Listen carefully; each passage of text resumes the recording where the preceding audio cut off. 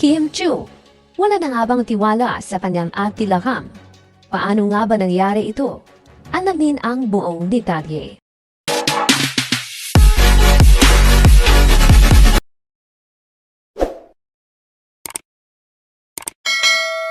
Magandang araw mga kaibigan, welcome back to our YouTube channel, Be Truth. Pinag-usapan ng Showbiz Now na or SNN patungkol sa kapatid ni Kim Chiu na si Lakam Chiu. Pinangungunahan ito ng bitiranang kolumnista na si Christy Fermin. Kasama na rin dito sina Romel Chica at Wendell Alvarez.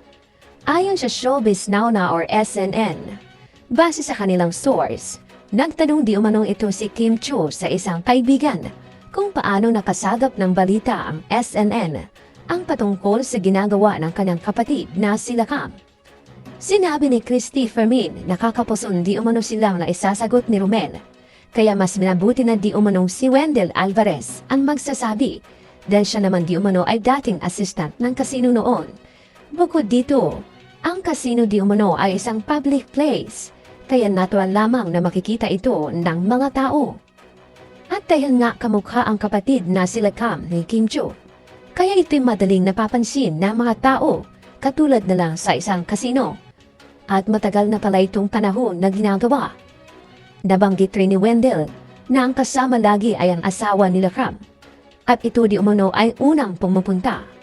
Nung nangyari di umano ay nakagrant ito, sumubok rin umano si Lakam. At yun nga base sa kanilang opinyon, na kapag ang isang tao di umano nakasubok ng grant sa kasino, para na itong naa-addict, kaya patuloy itong gagawin ulit, kahit hindi ito mananalo, na siyang dahilan na mauubos o mababaon na ito sa utang.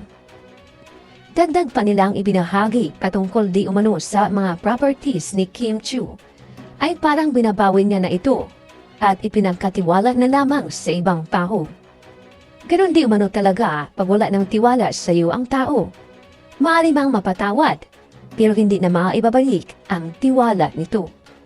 Maibalik man ito pero hindi agad-agad, at depende na lamang dahil ay ang tiwala di umano ay pinaghihirapan bago ito mabuo. Nang dahil dito, nagpayo ang SNN na tigilan na di umano ang pagkakasino dahil nakakadulot lamang ito ng hindi kagandahan sa buhay, katulad na nangyari sa kapatid ni Kim na dati ay pinagkakatiwalaan, ay bigla na ngayong nawawala. Kawawa di umano kasi si Kim habol ng habol sa lahat ng bayarin o obligasyon na dati pa ito niyang ginagawa sa kanyang pamilya, at hanggang ngayon ba naman ay ganoon pa rin. Kaya hanga sila di umano kay Kim sa kabaitan at kasipagan nito, at ayon sa SNN, kung ano man di umano itong kanilang ibinahagi ay siyang si Kim Chiu lamang di umano ang makakasagot sa lahat na ito. Mga kaibigan, anong masasabi mo dito? Ano man ang iyong opinyon o komento? Welcome kayo dito. Maraming salamat po. Asang palakpak po sa inyong lahat. Marami pong salamat sa inyong pagbibisita at pag-effort na rin na magkomento. Pasalamatan din po namin kayong lahat naming minamahal na viewers. Nag-comment man po kayo o hindi, na-appreciate po namin ang inyong pagbibisita. Taos-puso po naming pinapasalamatan ang inyong ibinahaging oras upang mabisita ang aming munting channel. Saan man po kayo naroroon, mag-ingat po kayo lagi. Malakasang palakpak po sa inyong lahat. God bless us po at maraming salamat.